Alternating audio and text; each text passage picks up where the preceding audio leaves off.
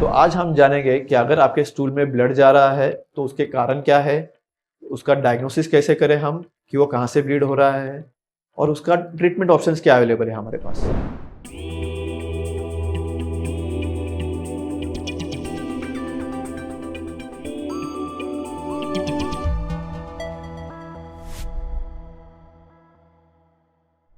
नमस्कार, मैं हूँ डॉक्टर कुंदन खड़े। मैं एक जनरल सर्जन हूँ और प्रिस्टीन केयर में कार्यरत हूँ। तो आज के हमारे चर्चा का विषय है blood in stools. Blood in stools तो कई प्रकार का हो सकता है। जो फ्रेश ब्लड होता है जिसमें क्लॉट्स आ सकते हैं वो मोस्टली लोअर जैसे होता है, मतलब आपकी बड़ी आंत का निचला हिस्सा। अगर ब्लीडिंग कहीं और ऊपर की तरफ हो बड़ी आंत में, तो आपका जो मोशन रहेगा वो डार्क रेड कलर का या ब्राउन कलर का भी हो सकता है। और अगर उसके भी ऊपर हो, मतलब अगर छोटी आंत में हो या फिर आपके पेट में हो, तो आपका स्टूल एकदम काले कलर का होगा, ब्लैक टारी स्टूल जिसे हम बोलते हैं। तो ये हुए अलग अलग प्रकार के ब्लीडिंग्स।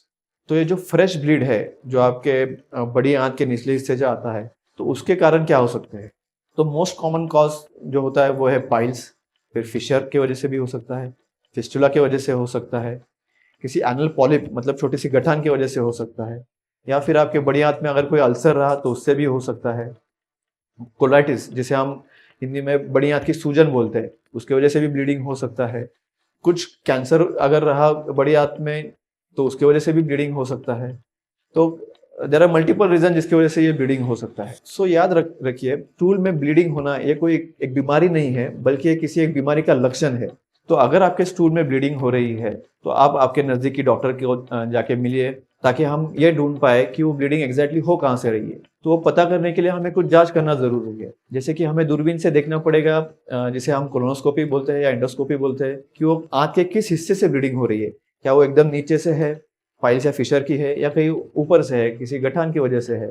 तो इसके लिए कोलोनोस्कोपी करना बहुत ज़रूरी है। और एक बार हमें जब पता चला कि ये ब्लीडिंग कहाँ से हो रही है, किस वजह से हो रही है, तो उस हिसाब से हम उसका ट्रीटमेंट कर सकते हैं।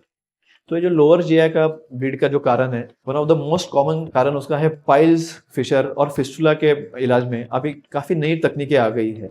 अभी हम लेज़र से या स्टेपलर से इनकी सर्जरी कर सकते हैं और ये काफ़ी हद तक अभी मिनिमल पेन होता है इसमें, और रिकवरी भी काफ़ी फास्टर हो गई है अभी।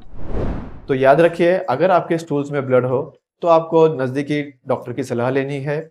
और अगर आपके मन में कोई और डाउट हो तो आप नीचे कमेंट में ज़रूर लिख सकते हैं। Book your appointment on Pristine Care. अपनी पाइल्स, फिशर या फिस्टुला से रिलेटेड कोई भी क्वेरीज के लिए हमें कॉल या व्हाट्सएप करिए और सही सलाह पाइए। Pristine care, India's piles surgery experts.